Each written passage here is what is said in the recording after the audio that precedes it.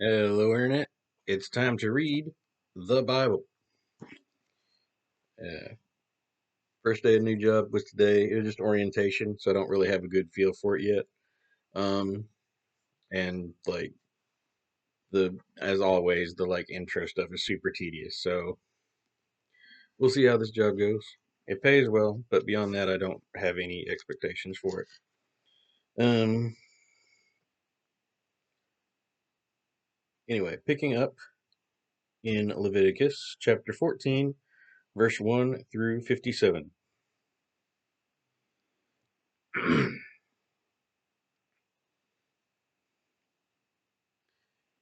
Places. And the Lord gave Moses these regulations concerning a person whose leprosy disappears. Hmm. The priest shall go out to the camp to examine him. If the priest sees that the leprosy is gone, he shall require 2 living birds of a kind permitted for food, and shall take some cedar wood and scarlet string and some hyssop branches to be used for the purification ceremony of the one who is healed. The priest shall then order one of the birds killed in an earthenware pot held above running water. The other bird still living shall be dipped in the blood along with the cedar wood, the scarlet thread, and the hyssop branch. Then the priest shall sprinkle the blood 7 times upon the man cured of his leprosy. And the priest shall pronounce him cured, and shall let the living bird fly into the open field. Oh, isn't that wonderful, darling? Then the man who is cured shall wash his clothes, shave off all his hair, and bathe himself, and return to live inside the camp. However, he must stay outside for 7 days.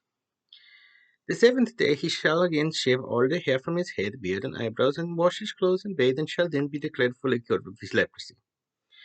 The next day, the 8th day, he shall take 2 male lambs without physical defect, 1 yearling ewe lamb without physical defect, 10 quarts of finely ground flour mixed with olive oil, and a pint of olive oil. Then the priest who examines him shall place the man and his offerings before the Lord at the entrance of the tabernacle. The priest shall take one of the lambs and the pint of olive oil and offer them to the Lord as a guilt offering by gesture of waving them before the altar. Then he shall kill the lamb and place in the place where sin offerings and burnt offerings are killed, there at the tabernacle. This guilt offering shall then be given to the priest for food, as is the case of the sin offering. It is a most holy offering. The priest shall take a blood from the guilt offering and smear some of it on the tip of the right ear of the man being cleansed, and upon the thumb of his right hand, and upon the big toe of his right foot. Then the priest shall take the olive oil and pour it into the palm of his left hand, and dip his right finger into it, and sprinkle it with the finger 7 times before the Lord. Some of the oil remaining in his left hand shall be placed by the priest upon the tip of the man's right ear, and the thumb of his right hand, and the big toe of his right foot, just as he did with the blood of the guilt offering. The remainder of the oil in his hand shall be used to anoint the man's head. Thus the priest shall make atonement to him for the Lord. Then the priest must offer the sin offering, and again perform the rite of atonement for the person being cleansed from his leprosy. And afterwards the priest shall kill the burnt offering and offer it along with the grain offering upon the altar, making atonement for the man, who shall then be pronounced finally cleansed. If he is so poor that he cannot afford 2 lambs, then he shall be only one a male lamb for the guilt offering, to be presented to the Lord in the rite of atonement by waving it before the altar, and only 3 quarts of fine white flour mixed with olive oil and the grain offering, and a pint of olive oil. He shall also bring 2 turtle doves and 2 young pigeons, whichever he is able to afford, and use one of the pair for a sin offering, and the other for a burnt offering. He shall bring them to the priest at the entrance of the tabernacle on the 8th day for the ceremony of cleansing before the Lord. The priest shall take the lamb and the guilt offering and the pint of oil and wave them before the altar as a gesture of offering for the Lord. Then he shall kill the lamb for a guilt offering, smear some blood on the tip of the man's right ear and on the man whose behalf the ceremony is being performed, and upon the thumb of his right hand and on the big toe of his right foot. And the priest shall then pour the olive oil into the palm of his own left hand, and with his right finger he sprinkles some of it 7 times before the Lord. Then he must put some of the olive oil from his hand upon the tip of the man's right ear, and upon the thumb of his right hand, and upon the big toe of his right foot, just as he did with the blood of his guilt offering. The remaining oil in his hand shall be placed upon the head, and make the man being cleansed to make atonement for him before the Lord. Then he must offer the 2 turtle-doves and 2 young pigeons, whichever pair is able to afford. One of the pairs is a sin offering, the other is a burnt offering, to be sacrificed along with grain offering, and the priest shall make atonement for the man before the Lord. It's rather repetitive, darling, but it's fine, it's fine. Then these are the laws concerning those who are cleansed of leprosy, but are not able to bring the sacrifices normally required for the ceremony of cleansing. Then the Lord said to Moses, Aaron, when you arrive at the land of Canaan, which I give given to you, and I place the leprosy in some house there, then the owner of the house shall come and report to the priest. It seems to me that there may be leprosy in my house. The priest shall order the house to be emptied before he examines it, so everything in the house will not be declared contaminated if he decides that there is leprosy there. If he finds greenish or reddish streaks in the walls of the house, it seems to be beneath the surface of the wall. He shall close up the house for 7 days and return the 7th day to look at it again. If the spots have spread in the wall, then the priest shall order the removal of the spotted section of the wall, and the material must be thrown into the defiled place outside the city. Then he shall order the inside of the walls of the house scraped thoroughly, and the scrapings dumped in a defiled place outside the city. Other stones shall be brought to replace those that have been removed. New mortar used, and the house replastered. But if the spots appear again, the priest shall come back and look, and if he sees the spots have spread, it is leprosy, and the house is defiled. Then he shall order the destruction of the home, and its stones and timbers and mortar shall be carried out of the city to a defiled place. Anyone entering the house while it is closed shall be defiled until evening. Anyone who lies down or eats in the house shall be washed his clothing. But if when the priest comes again to look, the spots have not reappeared in the fresh plastering, then he will pronounce the house cleansed and declare the leprosy gone. He shall also perform the ceremony of cleansing using 2 birds, cedar wood, scarlet thread, and hyssop branches. He shall kill one of the birds over fresh water in an earthenware bowl, and dip the cedar wood, hyssop branch, and scarlet thread, as well as the living bird, into the blood of the bird that was killed over the fresh water, and shall sprinkle the house 7 times. In this way the house shall be cleansed. Then he shall let the live bird fly away into the open field outside the city. Traumatized, but fine. This is the method for making atonement for the house and cleansing it. Then these are the laws concerning the various places where leprosy may appear: in a garment, or in a house, or in any swelling in one's skin, or in a scab from a burn, or a bright red spot. In this way you will know whether or not it is actually leprosy. That is why these laws are given.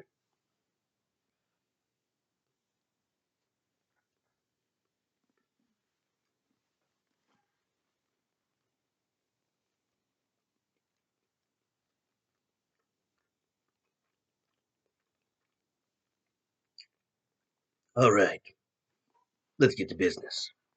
Mark chapter 6, 30 through 56. The apostles now returned to Jesus from their tour and told him all they had done and what they had said to the people they visited. Then Jesus suggested, let's get away from the crowds for a while and rest. For so many people were coming and going that they scarcely had time to eat. So they left by boat for a quieter spot. But many people saw them leaving and ran on ahead along the shore and met them as they landed. Whoa! So the usual vast crowd was there as he stepped from the boat. And he had pity on them, because they were like sheep without a shepherd. And he taught them many things they needed to know. Late in the afternoon, his disciples came to him and said, tell the people to go away to nearby villages and farms to buy themselves some food, for there is nothing to eat here in this desolate spot. It's getting late. Jesus said, you feed them. You feed them. Yeah, we'll do Uguay for Jesus. With what? They asked. It would take a fortune to buy food for all this crowd. How much food do we have?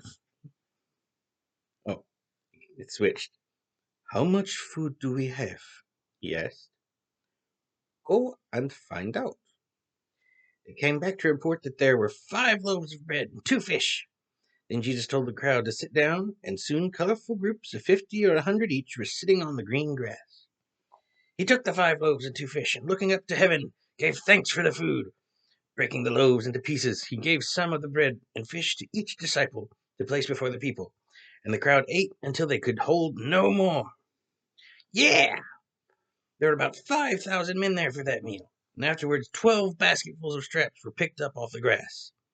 Immediately after this, Jesus instructed his people to get back into the boat and strike out across the lake to Bethsaida, where he would join them later. He himself would stay and tell the crowds goodbye and get them started home. Afterwards, he went up into the hills to pray. During the night, his disciples in their boat were out in the middle of the lake, and he was alone on land. He saw that they were in serious trouble, rowing hard and struggling against the wind and waves. About 3 o'clock in the morning, he walked out to them on the water. He started past them, but when they saw something walking along beside them, they screamed in terror, thinking it was a ghost, but they all saw him. But he spoke to them at once. "It's all right," he said. "It is I. Don't be afraid." Then he climbed into the boat, and the wind stopped. They just sat there, unable to take it in, for they still didn't realize who he was, even after the miracle the evening before, for they didn't want to believe. When they arrived at Gennesaret on the other side of the lake, they moored the boat and climbed out.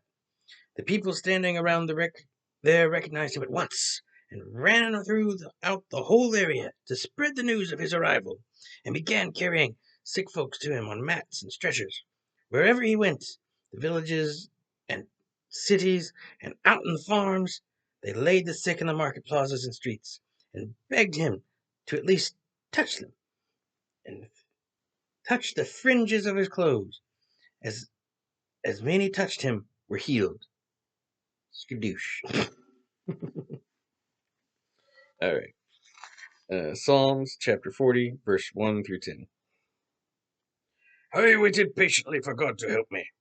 Then he listened and heard my cry. He lifted me out of a pit of despair, for from the bog of the mire he set my feet on a hard, firm path, and steadied me as I walked along it. He has given me a new song to sing, praises to our God. Now many will hear the glorious things he did for me, and stand in awe before the Lord, and put their trust in him. Many blessings are given to those who trust the Lord, and have no confidence in those who are proud or who trust in idols.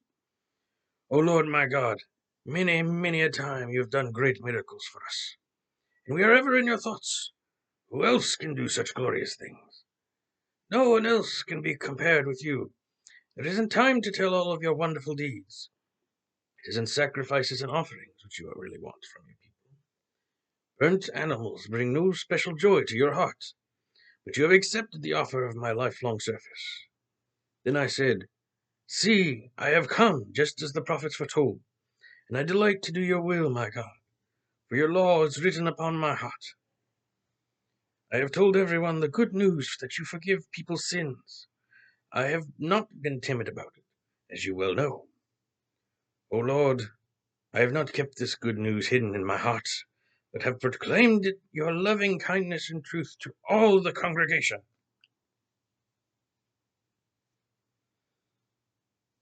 And finally, Proverbs chapter 10, verses 11 through 12. In case I forgot to say, that was Psalms chapter 40, verses 1 through 10 before. All right, so this one.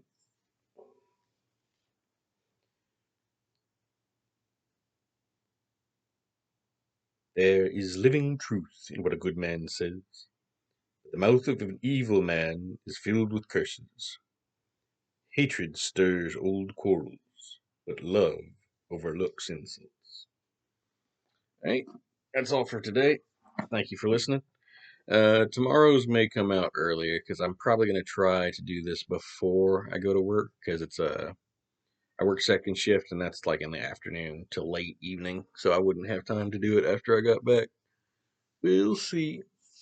Hey, whatever time it is, I'm sure it won't really affect y'all. So,